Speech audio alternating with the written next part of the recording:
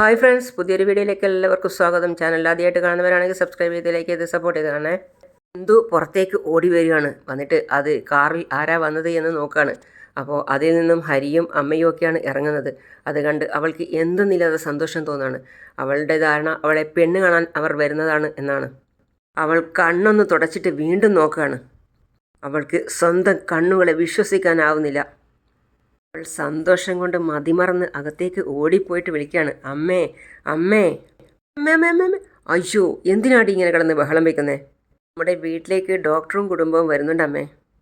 ആ മോളെ. അതേ അമ്മേ. വാ ചേട്ടാ, വാ ദമയന്തി ചേച്ചി. അവരെ അകത്തേക്ക് സ്വീകരിക്കുകയാണ്. നമസ്കാരം. സുഖാണോ ശാരദേ? ചേട്ടനിപ്പോൾ എങ്ങനെയുണ്ട്? എല്ലാവരും നന്നായിരിക്കുന്നു. വാ, അകത്തേക്ക് വാ. അപ്പോൾ അവൾ അകത്ത് പോയിട്ട് അവൾ വിചാരിക്കുകയാണ്, അതായത് അമ്മയും മകനും സംസാരിച്ച കാര്യങ്ങളൊക്കെ. കാർത്തികേയൻ്റെ കല്യാണം കഴിയട്ടെ, അത് കഴിഞ്ഞ് നിങ്ങളുടെ കാര്യം ഞാൻ സംസാരിക്കാം. എത്രയും പെട്ടെന്ന് തന്നെ നിൻ്റെ കല്യാണം നടത്തിയേക്കാം. ഓ, അപ്പോൾ എന്നെ പെണ്ണ് കാണാനുള്ള വരവല്ലേ? അയ്യോ എന്ന് പറഞ്ഞ അവൾ നാണത്തോടെ മുഖം പൊത്തുകയാണ്. ഇരിക്ക് ചേട്ടാ, ചേട്ടാ ഇരിക്ക്. ഇരിക്ക്. ഇത്ര നാളായി ഇങ്ങോട്ടൊന്ന് വന്നിട്ട് ഇപ്പോഴാണ് സന്തോഷമായി. എവിടെ? ചേട്ടൻ വീട്ടിലില്ലേ? ഇല്ല, ട്രാക്ടർ റിപ്പയറായി എന്ന് പറഞ്ഞിട്ട് പോയതാ. ഇപ്പോൾ സന്ധ്യ കഴിഞ്ഞിട്ടായിരിക്കും വരിക.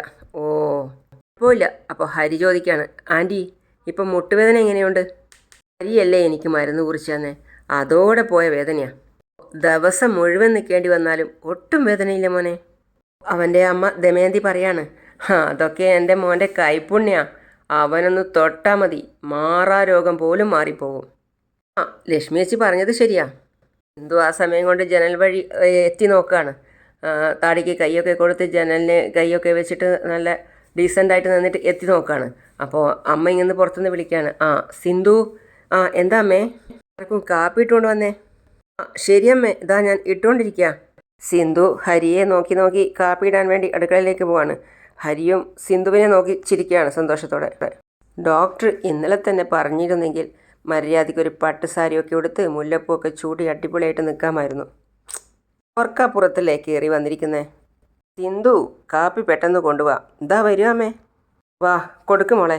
അമ്മേ, കാപ്പി എടുത്തോ. ഹരി കാപ്പി എടുക്കുന്നതിന് സമയം കൊണ്ട് സിന്ധുവിനെ നന്നായിട്ട് നോക്കുകയാണ്. സിന്ധു ഹരിയെ നോക്കി ചിരിക്കുക. സിന്ധു ചിരിച്ചുകൊണ്ട്, അച്ഛാ ഇതാ എടുത്തോ. സിന്ധു മോളെ, അച്ഛാ അമ്മേ എന്ന് നീ വാ നിറച്ച് വിളിക്കുമ്പോൾ വല്ലാത്തൊരു സന്തോഷം. മനസ്സ് നിറഞ്ഞുള്ള സ്നേഹം ആ വിളിയിൽ തന്നെ ഉണ്ട്. കാപ്പി നന്നായിട്ടുണ്ട്, കുടിക്ക് ഹരി. കാപ്പി എടുത്തോ അമ്മേ. ഹരിയുടെ അമ്മ അപ്പോൾ പറയാണ്, എനിക്ക് വേണ്ട. ഓ, അതെന്താ വേണ്ടാത്തേ? അമ്മയ്ക്ക് വേണ്ടി സ്പെഷ്യലായിട്ട് കരിപ്പെട്ടിയിട്ട് ഉണ്ടാക്കി കൊണ്ടുവന്നതാ അമ്മേ.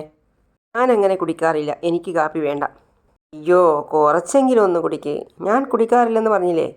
ഒരു ശകലം. ഷെടാ, എനിക്ക് വേണ്ട. അപ്പോഴേക്കും അവരുടെ ദേഹത്തൊക്കെ കാപ്പി മറിഞ്ഞു. ഏയ് അയ്യോ സിന്ധു, അറിയാത്ത മറിഞ്ഞു പോയതാ, സോറി.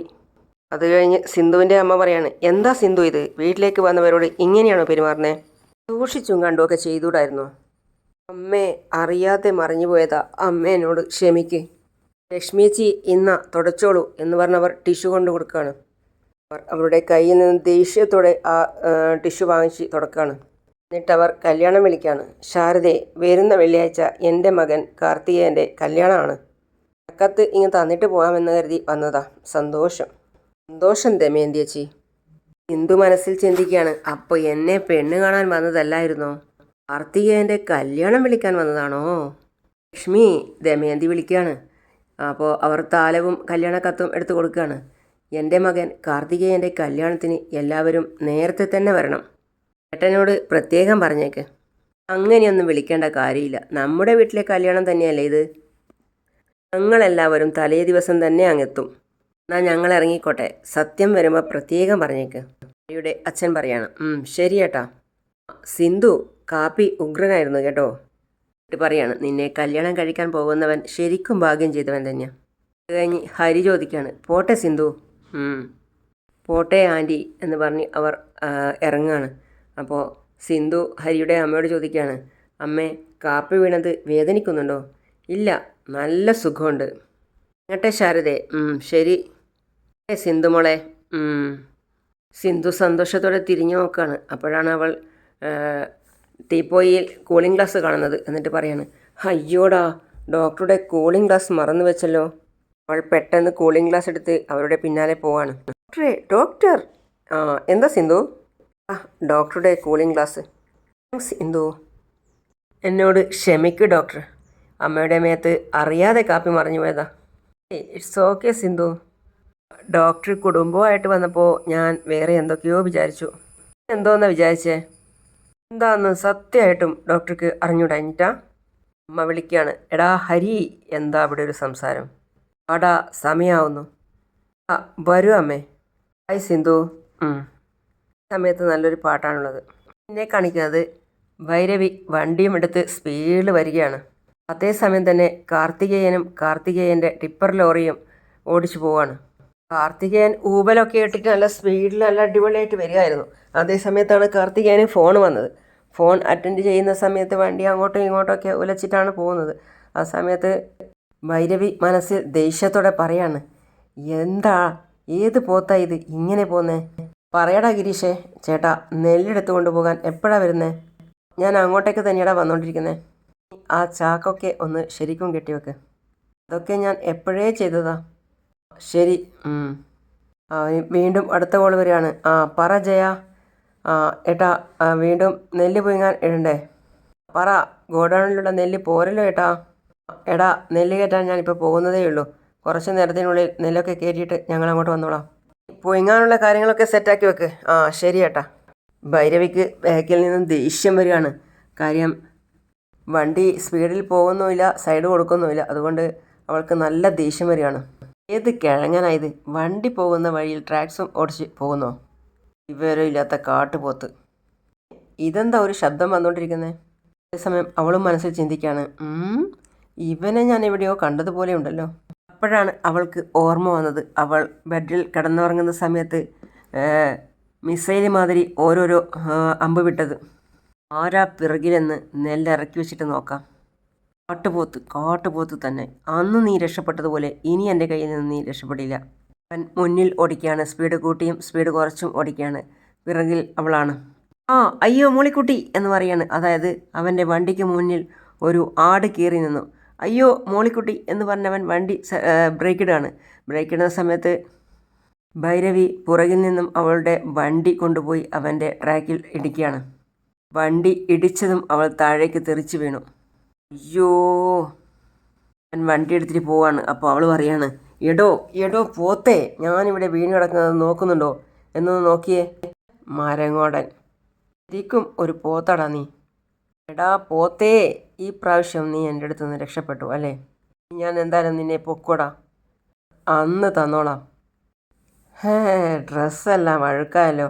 ഇനി ഞാൻ എങ്ങനെ ശാലിനിയെ കാണാൻ പോവും? ഓ. പിന്നെ കാണിക്കുന്നത് അവിടെ ഒരു ബീച്ചിൽ അവിടെ ഒരു കല്ലിൽ ഹരി വന്നിരിക്കുകയാണ്. ഹരിയെ കണ്ടപ്പോൾ തന്നെ സ്നേഹ ഓടി വന്നിട്ട് വിളിക്കുകയാണ്, ഹരി. ഹരി ഒരു വല്ലാതെ വിഷമത്തോടെയും ദേഷ്യത്തോടെയും അവിടെ നിൽക്കുകയാണ്. ഹരിയെ ഹോസ്പിറ്റലിലേക്ക് കണ്ടില്ലല്ലോ, എന്തിനാ ഇങ്ങോട്ടേക്ക് വിളിപ്പിച്ചേ? അമ്മ എന്തെങ്കിലും പറഞ്ഞോ? ഹരി, നമ്മൾ തമ്മിലുള്ള പ്രണയം അമ്മ അക്സെപ്റ്റ് ചെയ്തില്ല അല്ലേ? നമ്മുടെ കല്യാണത്തിന് സമ്മതിച്ചിട്ടും ഇല്ല അല്ലേ? സങ്കടത്തോടെ പറയാണ്. എന്താണെങ്കിലും പറ, എന്താ ഹരി, അമ്മ എന്താ പറഞ്ഞേ? എന്നെ അമ്മയ്ക്ക് ഇഷ്ടപ്പെട്ടില്ലേ?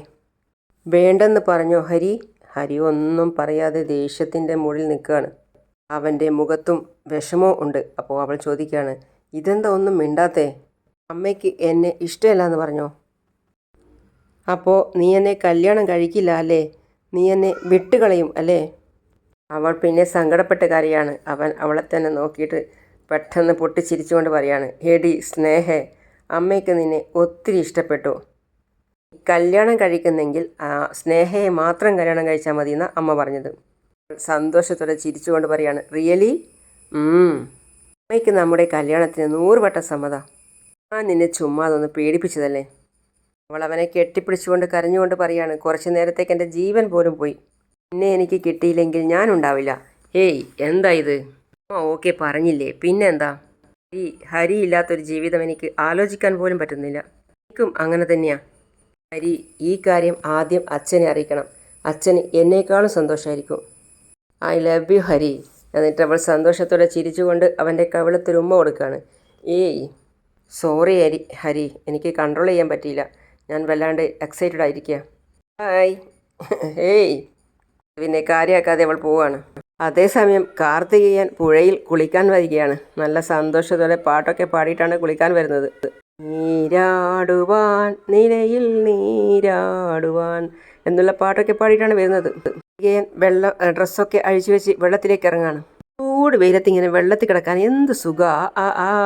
കാർത്തികേയൻ ഓരോരോ പാട്ടും പാടിയിട്ട് മുങ്ങി മുങ്ങി കളിക്കുകയാണ്. അതേസമയം ഭൈരവി അവിടെ വന്നിട്ട് പറയാണ്, ഡ്രസ്സ് മുഴുവൻ ചീത്തയായിരിക്കുക, ആ പമ്പ് സെറ്റിൽ ഒന്ന് ഒക്കെ വൃത്തിയാക്കിയിട്ട് പോകാം. ഷോ, എന്തൊരു ചെളിയാ. കാർത്തികേയൻ വെള്ളത്തിൽ നിന്നും പൊങ്ങിയിട്ട് നല്ല ഡാൻസൊക്കെ ആടുകയാണ്. അവൾ പെട്ടെന്ന് ഞെട്ടിപ്പോവാണ്. രവി മനസ്സിൽ പറയാണ്, കാട്ടുപോത്തെ ഇവിടെ ഉണ്ടായിരുന്നു അല്ലേ നീ? ആ വെള്ളത്തിനകത്തോട്ട് മുക്കി കൊല്ലണടാ നിന്നെ.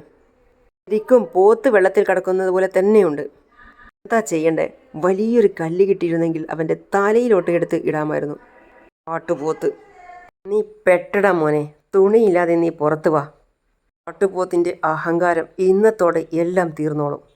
ഭൈരവി അവൻ്റെ ഡ്രസ്സൊക്കെ എടുത്തുകൊണ്ടുപോയി ചളിയിൽ വെള്ളത്തിൽ ഇട്ട് നനച്ച് ചളിയൊക്കെ പുരട്ടിയതിന് ശേഷം അവിടെ ഉണ്ടായിരുന്ന ഒരു ആൾരൂപം, ഒരു പ്രതിമ അവിടെ ഉണ്ടായിരുന്നു, അവിടെ പാടത്ത് വെച്ചിരിക്കുന്നത്. അപ്പോൾ തന്നെ അതിൻ്റെ മേൽ ആ കുപ്പായ, അതായത് ആ ഷർട്ടും ആ മുണ്ടും ഉടുപ്പിച്ചു കൊടുക്കുകയാണ്. അവളെ പിന്നെ അവിടെ കാണുന്ന ഒരു വടിയെടുത്തിട്ട് ദേഷ്യത്തോടെ തല്ലുകയാണ്. അവളുടെ ദേഷ്യം തീരുവോളം തല്ലി. കാട്ടുപോത്ത്, വഴിയിൽ പോകുന്നവരെ ശ്രദ്ധിക്കാതെ വണ്ടിയെടുത്ത് പോവുകയാണല്ലേ നീ ചെയ്യുന്നത്? ഇനി മുതൽ നീ വഴിയെ പോകുന്നവരെ ശ്രദ്ധിച്ചോളും. ഇനി നീ എന്നെ ശല്യം ചെയ്യാൻ വന്നാൽ നിന്നെ ഞാൻ ജീവനോടെ കുഴിച്ചു മൂടും. കാട്ടുപോത്ത്. അത് കഴിഞ്ഞ് അവൾ ദേഷ്യത്തോടെ അവളുടെ വണ്ടിയും എടുത്ത് പോവാണ്. അവൻ കുളി കഴിഞ്ഞ് വരുന്നതിന് മുമ്പ് ഇവിടുന്ന് മുങ്ങണം. കുളിയൊക്കെ കഴിഞ്ഞ് പാട്ട് പാടിയിട്ട് കയറുകയാണ്. നീരാടുവാൻ നിലയിൽ നീരാടുവാൻ എന്ന് പറഞ്ഞ് ഡ്രസ്സിന് വേണ്ടി നോക്കുകയാണ്. ഇവിടെ വെച്ചിരുന്ന എൻ്റെ ഡ്രസ്സ് എവിടെ പോയി? ഇവിടെയാണല്ലോ വെച്ചത്. ആരായിരിക്കുമെന്നാൽ അതെടുത്തത്? വല്ല പോത്തോ എരുമയോ കൊമ്പയിൽ കോർത്ത് പോയോ? അതിനൊന്നും വഴിയില്ലല്ലോ. അത്ര വലിയ പോത്തൊന്നും ഇതിലേ വന്നില്ലല്ലോ. അപ്പോഴാണ് അവൻ്റെ ശ്രദ്ധയിൽപ്പെട്ടത്. അവിടെ വെച്ചിരുന്ന ആ ബൊമ്മയ്ക്ക് ഇട്ടുകൊടുത്ത് ഡ്രസ്സും, അതായത് അവൻ്റെ മുണ്ടും ഷർട്ടും. അപ്പോൾ അവൻ അത് നോക്കുകയാണ്. അവൻ എന്നിട്ട് പറയാണ്, നോക്ക് കുത്തിക്കാരാ, എൻ്റെ ഷർട്ടും മുണ്ടും എടുത്തിട്ട് കൊടുത്തത്. എടാ, ഇത് എൻ്റെ തന്നെയാണല്ലോ, ഇതാരാ ഇവിടെ കൊണ്ടുവന്നിട്ടത്? മുഴുവനും ചേറും ചെളിയൊക്കെ ആണല്ലോ. ആരായിരിക്കും ഇത് ചെയ്തത്? കാർത്തികയാ, ഒറ്റയ്ക്കൊറ്റയ്ക്ക് നിന്നോട് പൊരുതാൻ പേടിയുള്ള ഏതോ ഭീരുവാണിത്. പിന്നെ സിന്ധുവിൻ്റെ അച്ഛൻ അമ്മയെ വിളിക്കുകയാണ്. ശാരദേ, എന്താ ഏട്ടാ? എൻ്റെ കല്യാണത്തിന് ഞങ്ങൾക്ക് നേരത്തെ പോകണം കേട്ടോ. അവൻ്റെ കല്യാണം കാണാൻ എൻ്റെ കൂട്ടുകാരനില്ല. അവൻ്റെ സ്ഥാനത്ത് നിന്ന് എന്നാലാവുന്നതൊക്കെ നമ്മൾ ചെയ്യണം. ചെയ്തേക്കാം. അപ്പോഴാണ് ഭൈരവി വരുന്നത്. അവളുടെ ഡ്രസ്സൊക്കെ ചെളിയായിരുന്നു.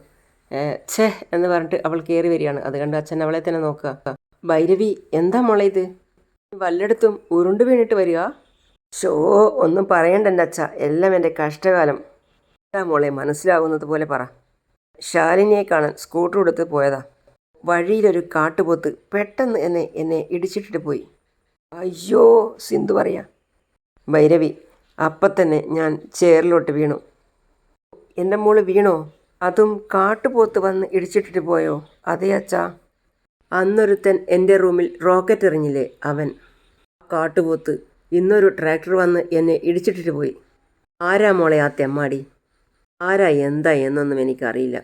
എൻ്റെ മോൾ നാട്ടിൻ പുറത്ത് പോയി പഠിച്ചതല്ലേ, അതുകൊണ്ടാണ് ഈ നാട്ടിലുള്ള ആരെയും മോൾക്ക് അറിയാത്തത്. എന്താ മോളെ അവൻ ചെയ്തത്? അയ്യോ, ആ പോത്ത് മനുഷ്യജന്മമേ അല്ല അച്ഛാ.